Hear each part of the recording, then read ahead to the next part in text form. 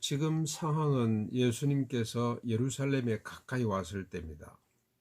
아마 지금 요단을 건너신 것인지 가까이 왔을 때 부자 청년의 사건과 그리고 또 예루살렘이 가까워지면서 예수를 따르는 무리 가운데 놀라움과 두려움이 엄습해 왔습니다. 놀라움은 부자는 천국 못 간다는 말씀을 하셨고요. 자기 소유를 다 팔아 가난한 자에게 줘야만이 천국에 합당하다 그러고 이런 말씀을 듣고 기도 하고 두렵기도 하고 놀라기도 하고, 그 다음에 지금 예루살렘에 가까이 오면서 뭔가 긴장된 분위기, 뭔가 영광스러울 것 같은데 그렇지 않은 분위기, 그게 짓눌려 있는 모습을 우리가 보게 됩니다. 그런데 예수님께서 다시 12 제자들에게 예루살렘에 올라와서 고난받고 그리고 3일 만에 부활하실 것에 대해서 다시 말씀합니다. 이게 세 번째거든요. 계속 이런 말씀을 하십니다. 그러니 제자들이 기분이 묘해질 것 같아요. 뭐 하는 거냐 지금. 지금 자꾸 죽는다는 이야기를 다른 밥에 코 빠뜨릴 일이 있나. 왜 죽는다는 말씀을 자꾸 하시지. 그렇다고 또 주님 그런 일이 절대 없을 겁니다 그랬다는 베드로 꼴이 날 것 같고, 이 사탄아 물러가라. 이는 지금 하나님의 일을 생각하는 것이 아니고 사람의 일을 생각하는 도다. 그렇게 꾸지람 들을 것 같기도 하고 그래서 묻지도 못하고 어정찜찜하게 놀라움과 두려움으로 지금 따르고 있습니다. 이 와중에 어떤 일이 벌어집니까? 35절부터 40절까지 야고보 요한이 와서, 원래 이제 다른 복음에 보면은 어머니까지 동원이 됩니다만은 야고보 요한이 주님께 부탁을 합니다. 무슨 부탁이죠? 주의 영광 중에 하나는 주의 우편에, 우리 중에 또 하나는 주님의 좌편에 좀 앉혀주십시오. 우의정 좌의정 좀 되는 겁니다. 그렇죠? 분명히 주님이 이제 잠시 후에 영광을 취하실 텐데 그때 우리를 좀 척근에 도와주십시오. 그랬더니 예수님이 답변을 하십니다. 너희가 구하는 것을 너희들이 알지 못하는구나. 내 좌우편에 앉는 게 무슨 뜻인지 너희들 지금 알기는 하고 묻는 것이냐. 그 다음에 또 내가 조금 전에 천국이 어떤 것이라고 이야기를 했는데 또 그걸 질문하냐. 지금 이게 오른쪽 왼쪽 이것 때문에 벌써 두 번째 다툼이 벌어진 거잖아요. 뒤에 이제 제자들이 다툽니다만은 두 번째로 도무지 무슨 말인지 알아듣지를 못해요. 천국에서 누가 크다는 논쟁이 벌어졌을 때 어린아이를 세워놓고 누구든지 자기를 낮추는 자가 무사람의 끝이 되어서 무사람을 섬기는 자가 크다고 이야기를 했는데 또 좌우편에 앉혀달라고 하니 너희들이 지금 질문하는 내용 그 뭔 질문인지도 모르고 하느냐. 주님이 참 답답했을 것 같습니다.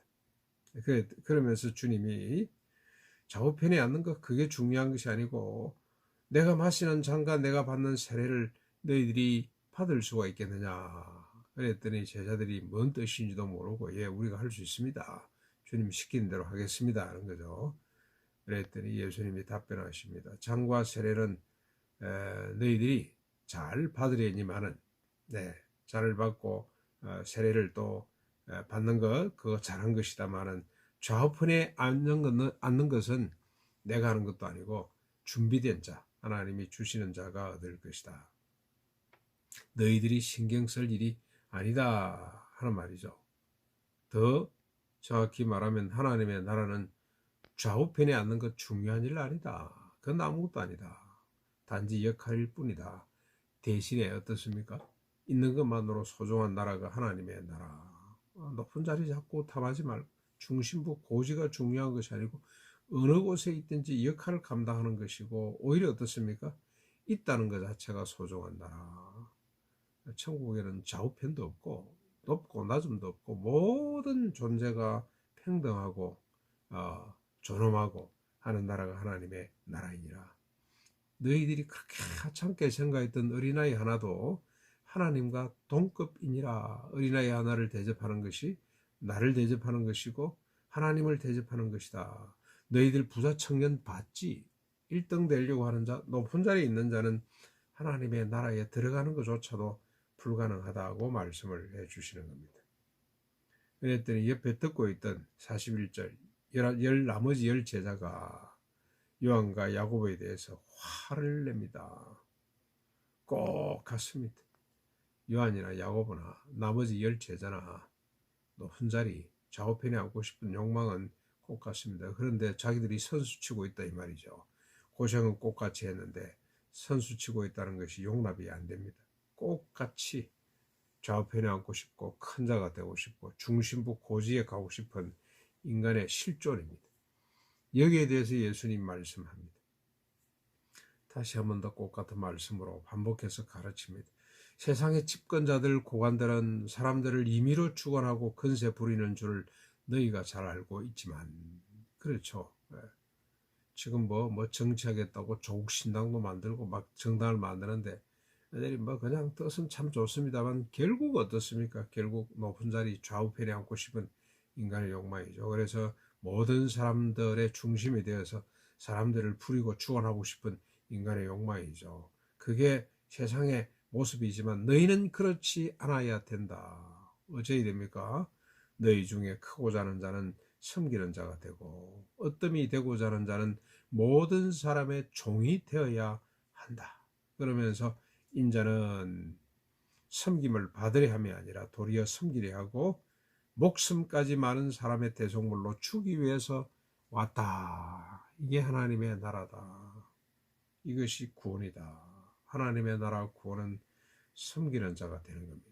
모든 사람의 종이 되어 큰 자가 되는 나라가 하나님의 나라 구원입니다. 섬김을 받는 것이 아니라 섬기는 자가 되되 어디까지 섬겨야 됩니까?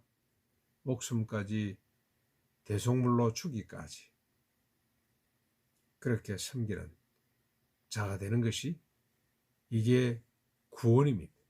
원래 섬김을 받으려고 하는 자가 섬기는 자로 존재가 바뀌는 것, 이게 구원이라는 겁니다. 그게 십자가 부활인데 주님이 이런 제자들을 내치지 않는 이유는 잠시 후에 십자가 부활 이후에는 이 제자들이 달라지기 때문에 누가 중심부로 갈 것이냐가 아니고 누가 하나님이 가라는 곳, 소외되고 고통받는 사람들에게 가서 천국을 나누고 복음을 전하는 이런 사람이 될 것을 주님이 아시기 때문에 그들을 내치지 않으시는 거죠.